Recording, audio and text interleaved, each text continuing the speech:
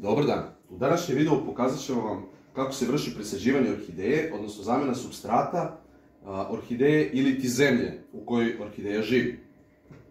Ovdje kao što vidite imamo jednu orhideju koja je kupljena pre jedno godinu i po dana. Nalazi se u svojoj zemlji, odnosno u svom supstratu. Počela je da cveta i počeli su da se suše cvetovi naglo, da se ponaša čudno, znači da ne daje onaj pun, bujan sjaj svog cveća, pa sam ja odlučio da zamijenim supstrat koji je već verovatno istruleo, stvorio se u neku vrstu zemlje guste koja ne dozvoljava korenu orhideje da diše. Šta je bitno kod orhideje? Kod orhideje je bitno da koren orhideje diše, jer ako koren diše onda će orhideja biti zdrava.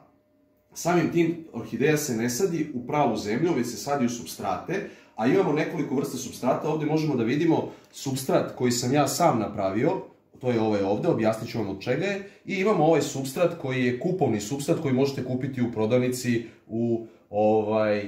gdje se prodaje zemlja za sve ostalo bilje. Što se tiče ovog supstrata koji možete napraviti kod kuće, on se pravi od, znači ovo zapamtite, isključivo od kore bora, znači kora bora, i to ona kora bora koja otpadne. Nemojte da ljuštite borovu koru koja se nalazi na boru, nego ona suva kora koja je otpala dole, znači da ne bi oštetili drvo. I imamo ovo ovdje, to vidite, to je običan, znači, ugalj kojim vidite na roštilju, odnosno čumur. To ću vam reći zašto stavljam i to. Znači, od ove dve supstance, od korove bore, ove borove kore i od uglja pravim supstrat za orhideju u koju ja inače stavljam orhideje. Pokazalo se vrlo korisno. U nekom narednom videu pokazat ću vam i kako se ovaj supstrat pravi, da vam sad ne bi širio priču, i vratit ću se kasnije da vam objasnim i kako se on pravi u nekom od narednih videa. Vraćamo se znači na ovu orhideju u kojoj želimo da zamenimo supstrat. Znači ovo je originalno pakovanje orhideje kakva je kupljena. Lagano možete slobodno da izvadite orhideju iz ove njene bočice. Sad će to malo teže ide zato što je koren dosta ojačao. Samo trenutak, sad ćemo osloboditi ove držače.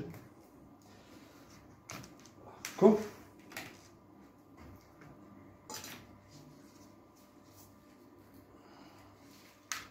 Će ići malo teže.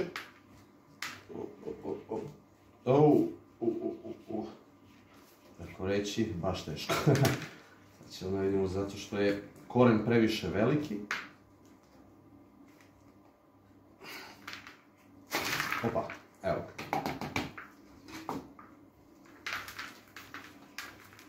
Znači ono što je bitno da očistimo. Vidite kako je koren ogroman. Slobodno možda razvrnete. Ovo ćemo poslije da očistimo, ovo staro korenje. Vidite kako se počeo, već se pretvara u zemlju, vidite kako je. Previše to stvara vlage, samim tim orhideja ne može da raste. Koren je zdrav kod ove orhideje, to se vidi. Ja sam i namjerno uzeo da zamenim, nisam morao baš toliko hitno, ali tu sam zamenio i vam pokazao kako se to radi. Očistite znači koren orhideje od ovih, da kažem, truleži koje ima. Ovako, ćemo sad da raspletemo. Malo ćemo iskratiti koren. Kad presađivanja ovoliko veliki koren ne treba. Vidite tu što ima te mahovine. To se sve slobodno izvadi. Ako vidite ovako neki da je bolestan koren, odsečete te stare. Slobodno, ako je ovako veliki koren kod vas, može se desiti da bude mali za kržlju pa nećete imati potrebe, ali ako vidite da ovako nije zelen, nego vidite kako je. Malo skratimo, evo i ovaj isto. Znači, zdrav koren je zelen koren. Sve što nije zeleno, imamo do duši ovo korenje koje je ovako i ono je zdravo, vidite kako je, nije zeleno, jer je bilo unutra pa nije moglo da dođe do svetlosti, onda nije dobilo tu zelenu. Evo vidite, ovo je bolestan koren, vidite. Polomljen je i evo počeo da se suši. Znači mi ćemo ga odseći ovdje, do ovog zdravog dela, evo i ovo isto.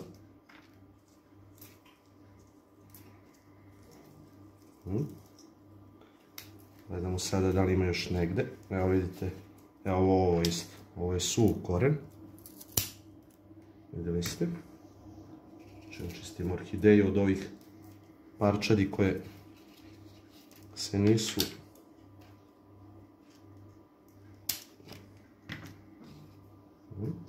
vidjet ćete kad budete vašu orhideju jednostavno koji je koren višak. Evo ga, vidite kakav je suv. Taj izgleda, znači tako to slobodno odstranite. Jer on nema nikakvu funkciju, samo stvara vlagu previše i stvara trulež, što nije dobro za vašu orhideju. Evo ovaj ćemo isto iseći. Evo možemo i ovaj. I ovaj.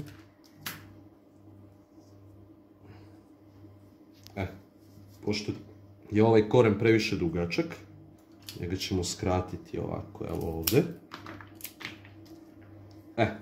Otprilike to je tako, bi to trebalo da bude ako još neki ima bolestan korenčić, ali mislim da su ovi ok.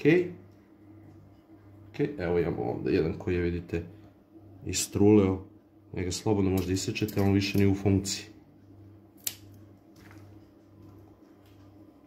Znači, to je to. Evo i ovaj, imamo ovdje suv jedan deo.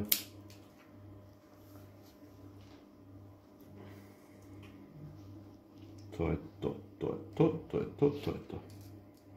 Ovaj koren zdrav. Mada, ovaj koren je gore više, njega možete slobodno i da odsečete, to je... Evo ima i ovo, neke stare grane, vidite, koja je cvetalna gradna bila, osušila se. Iseći ćemo je. Evo imamo i s ove strane trule korena. Evo ovdje vidite kako su, njih ćemo isto da odsečemo. To je u suštini to. Gledamo da nema još neka. To je to. Sada ćemo uzeti, stavimo orhideju pored. Ovo ćemo skloniti. Evo ovako, znači kad smo očistili koren, znači viška korena, vidjeli ste koliko je bio bujan od onih truleži koje su imale. Sasvim je dovoljno ovo za orhideju da može da nastavi da raste, da nema gušenje u ovoj saksiji, već da ima prostora za stvaranje novog korena. Uzimamo supstrata, evo ja ću staviti malo, kombinovat ću, znači malo ovog supstrata, stavit ću na dno, vidite ovako, malo stavite dole u dno. Tako. Stavit ću malo ovog mog supstrata. Sada ću uzeti orhideju. Ubacim je unutra. I sada, pošto ona ima ovu rupu, vidite ovdje, od korena, to ću napuniti isto supstratom.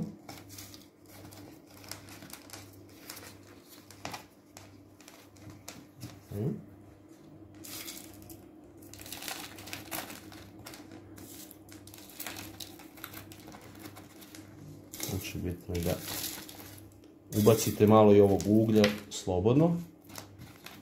Imamo svoju funkciju, mada tu bi trebao da ide aktivni ugalj. Ja aktivnog uglja nisam stavljao sam ovog. Kažu da ovaj nema funkciju tu, ali eto, meni funkcioniše. Za sad orhideje rastu. Pokazat ću u narednom videu i neke orhideje sa ovim mojim supstratom. Da sasvim, mislim moj, nije to moj supstrat, ja sam to isto video, pročitao sam da tako može, probao sam, iskusio, na osnovu mog iskustva vidio sam da borova kora, ponovo sam pogrešio kao i malo pre, je efikasna za orhideje. Vrlo je bitno da zapamtite da ne sme da ide kora zimzelenog drveta u supstrat, odnosno, listopadnog drveta u supstrat, već ide zimzelenog drveta. Znači, isključivo zimzeleno drvo i to bor. Zašto? Jer listopadno drvo u sebi ima neka ulja koja štete orhideji i nisu dobra za njen rast. Samim tim ćemo da je postavimo.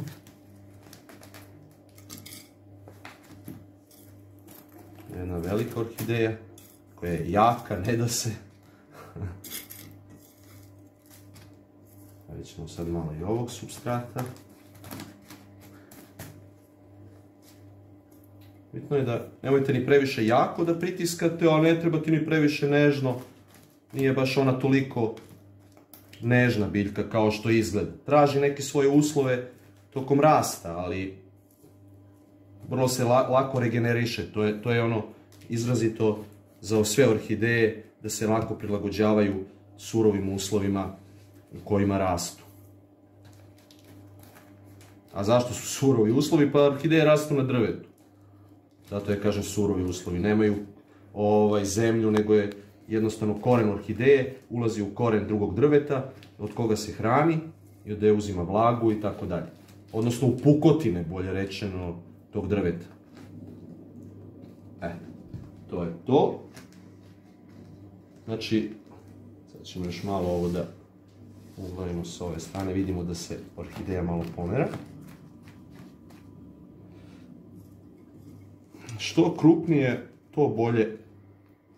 Mislim što krupnije, ne previše krupno, ali krupnije onda neće stvarati da zagušenje korena, već će orhideja moći normalno da diše. Evo, to je presađena orhideja.